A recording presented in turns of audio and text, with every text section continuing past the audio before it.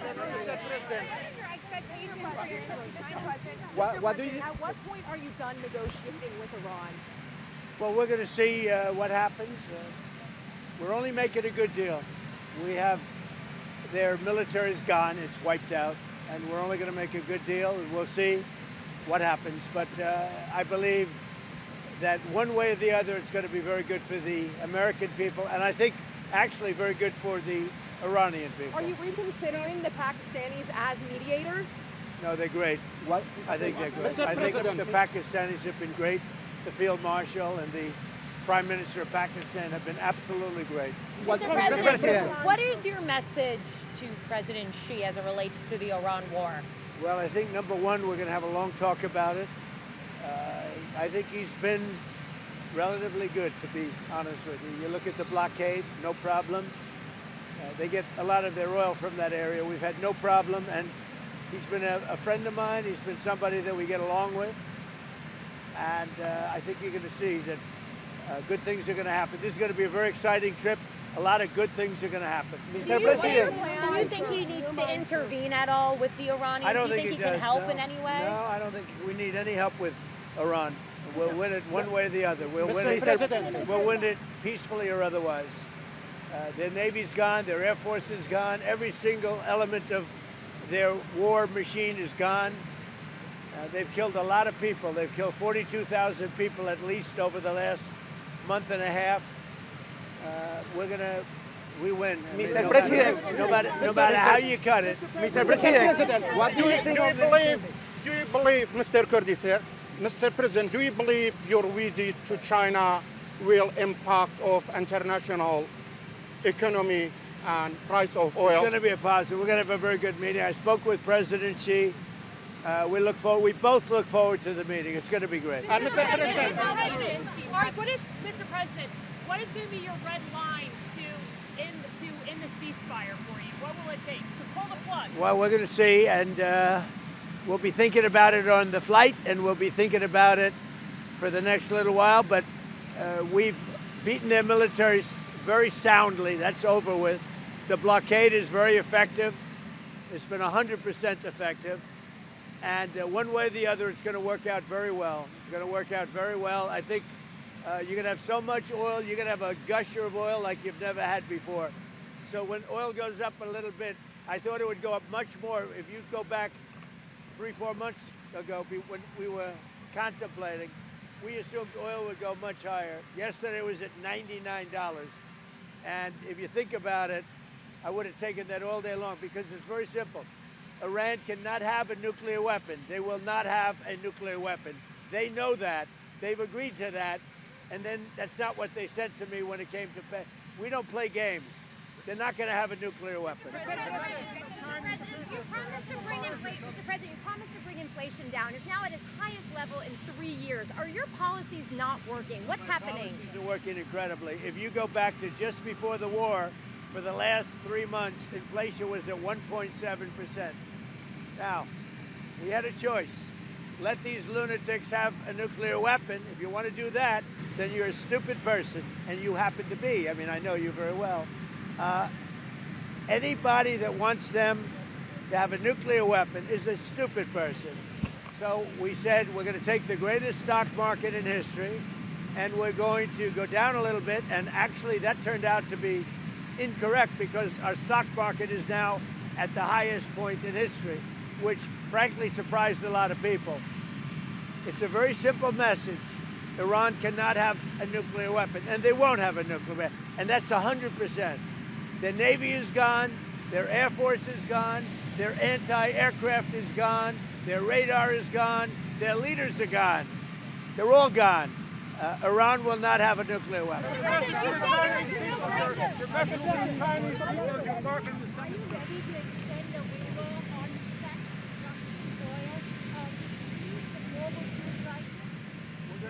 Do whatever is necessary, and as soon as this war is over, which will not be long, you're going to see oil prices drop, and you're going to see a stock market, which is already at the highest point in history, go through the roof. You're going to see the golden age of America, frankly, and you're seeing it now. So as soon as this is over, don't forget, You have hundreds of ships that are loaded up with oil that want to come out. As soon as they come out, we're going to have a gusher of oil, and you're going to have inflation that goes way down. Now, with all of this, inflation is much lower than it was under Biden. Biden had the highest inflation in the history of our country. Inflation is nothing by comparison, but our inflation is just short term. Because if you go from just before the war, we were for the last 3 months 1.7%. And now what you have is as soon as this war is over, you're going to see inflation go down to probably 1.5%. Your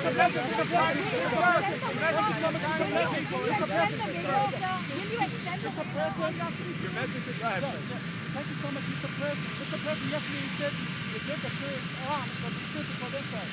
A U.S. military official said that the Kurds have not received any arms, and the Kurdish political parties are denying receiving any arms. The officials are wrong. Your message to Chinese people, sir, on the summit.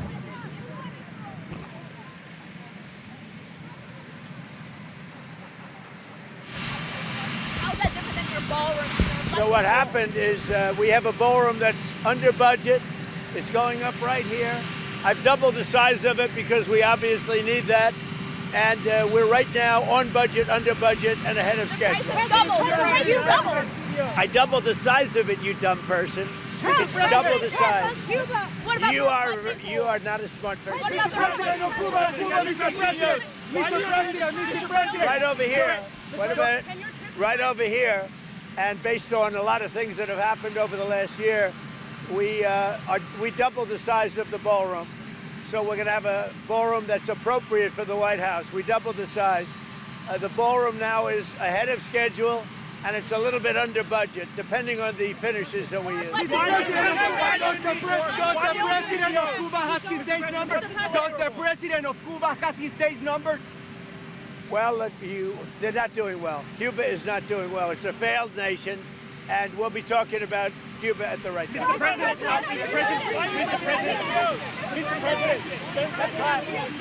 let me ask you about Venezuela.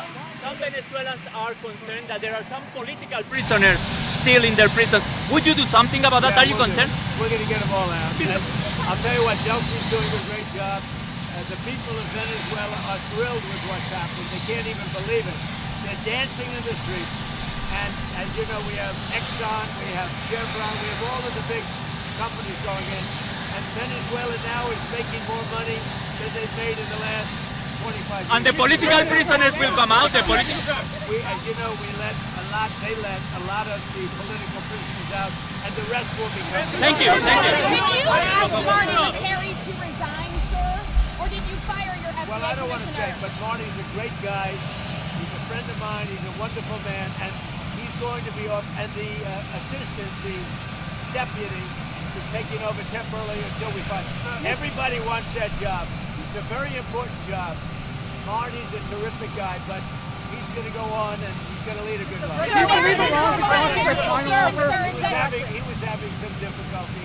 You know, he's a great doctor, and he was having some difficulty, but he's going to go on and he's going to do well. Everybody wants that job. So the midterm elections, would you send the National Guard or ICE to voting locations in November? Would you do that? Well, you know what? I'd do anything necessary to make sure we have honest elections. We have to have honest elections. So you're not ruling that out?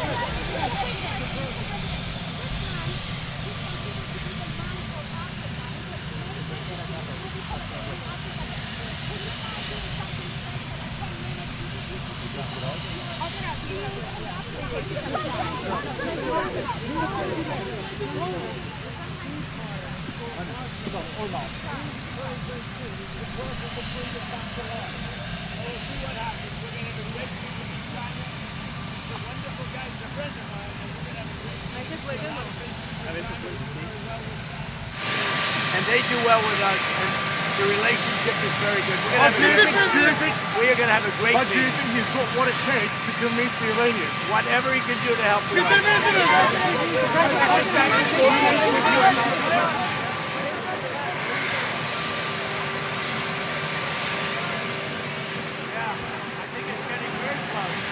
The end of the war in Ukraine, I really think is getting very close. Greenland. China invest $1 trillion in the U.S. Will China invest $1 trillion in the U.S.?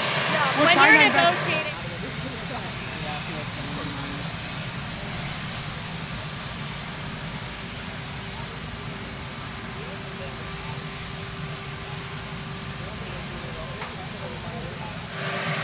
American financial situation, I don't think about anybody. I think about one thing. You cannot let Iran have a nuclear weapon. That's all.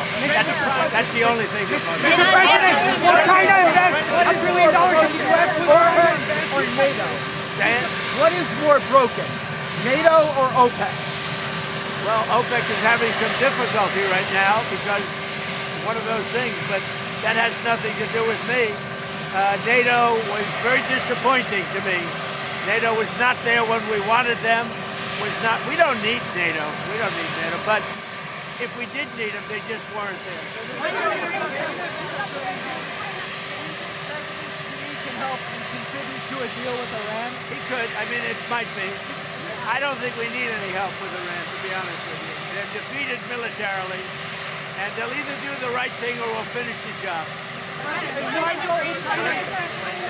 either going to do the right thing or we're just going to finish the job. The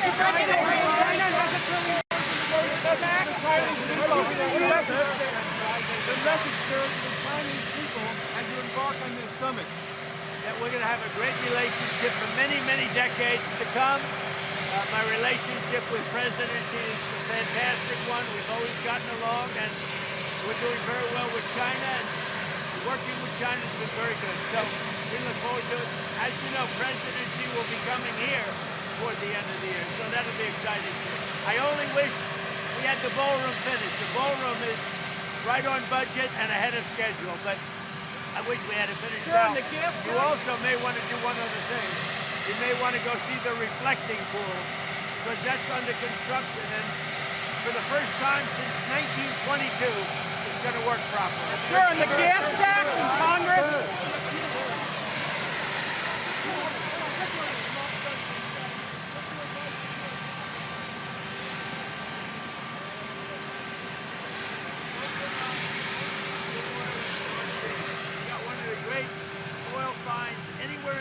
And you're not using it. They're not allowed to use it. And it's one of the best in the world, among the best oils in the world. Open up your oil in the North Sea and get tough on immigration. Should he stay or go? Europe is being very, very hurt by immigration. It's all over the world. Should he stay or go? That's up to him. But I told him from day one, you're getting killed on energy. You're windmilling your country to death. Open up the North Sea. You have one of the greatest sources of energy in the world. Open up the North Sea. Should state governors drop taxes on oil? Would you ask them to do that? I think it's a great idea. Mr. President, Yes, two questions. Has there been any understanding between you and Putin that Russia should get entire Donbas? No. Mr. President, you have a standing invitation to travel to Russia. Do you think it might happen this year? It could. I mean, what I will do whatever is necessary. That war, I've settled 8 wars. That war is getting closer. Believe it or not, it's getting closer. And we think we're going to end up getting a settlement between Russia and Ukraine. President, what is the ultimate goal of your trip to China? I think more than anything else, is we have massive relationships with China. We're the 2 superpowers. We're the strongest nation on earth in terms of military. China's considered second. Who knows? I mean, who knows? But we are. There's nobody even to come close. And you see that whether it's Venezuela or whether it's Iran. Iran's military is decimated. I have a great relationship with President Xi, and I think it's going to remain that way. We have a lot of things to discuss. I wouldn't say Iran is one of them, to be honest with you, because we have Iran very much under control.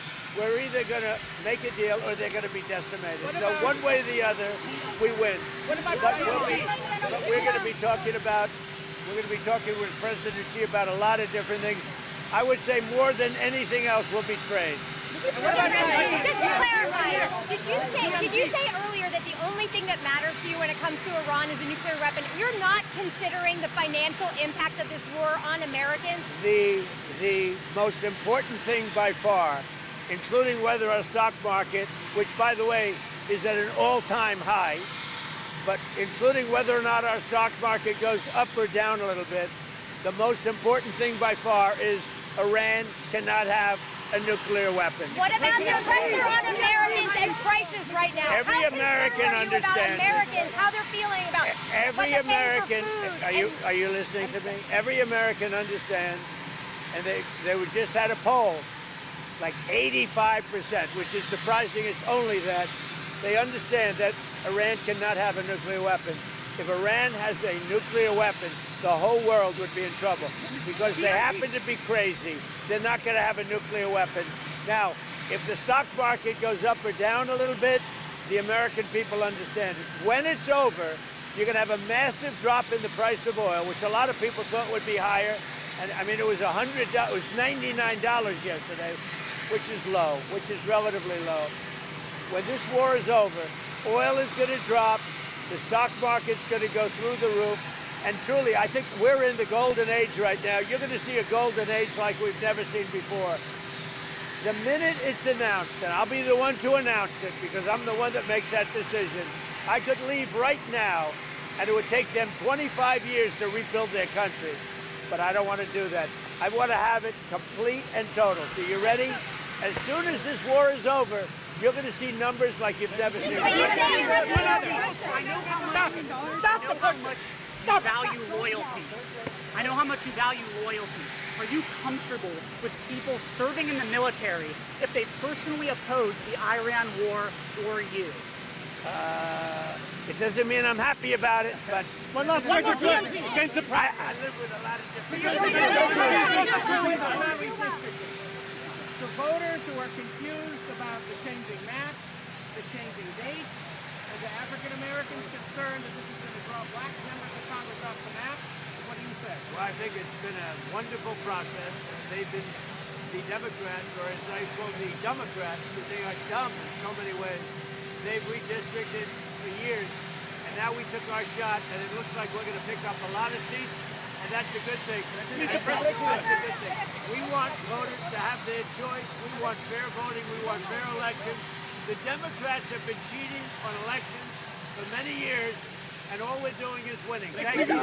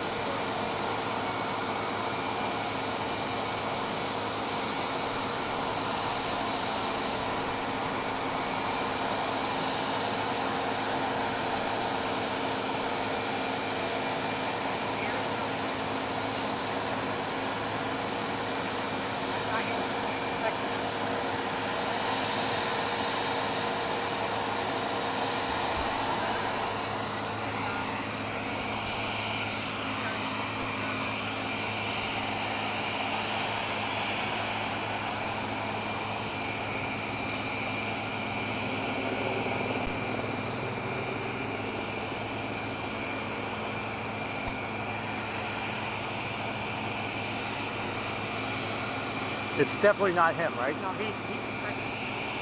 He'll come next. He's the second.